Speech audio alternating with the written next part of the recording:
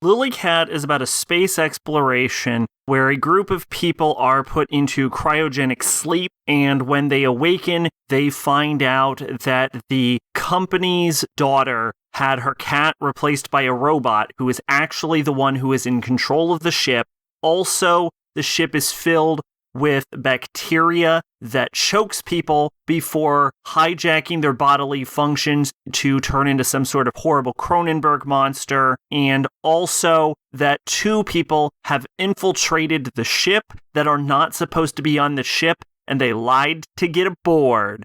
And somehow, none of those things have anything to do with any of those other things. We eventually learn that the 2 people who have infiltrated the ship is a former med student who shot up a bunch of gangsters and a cop who was trying to track him down, but they don't actually know who each other are. And we find out that the cat is deciding to basically kill all of the humans aboard the ship because of the bacteria basically fucking with the expedition.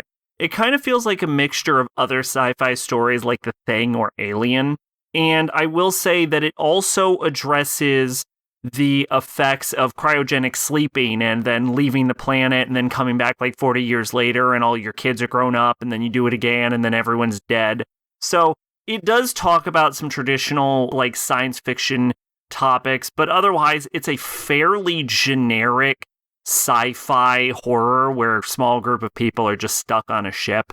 And you've probably seen something very similar to it, if not probably done better. The characters are all pretty flat.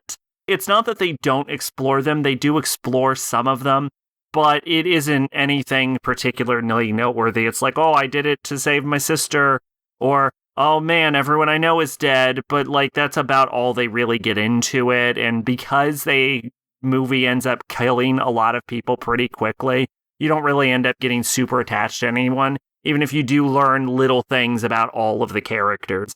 I would say probably the main draw of it is the actually pretty good animation, specifically with the monster designs.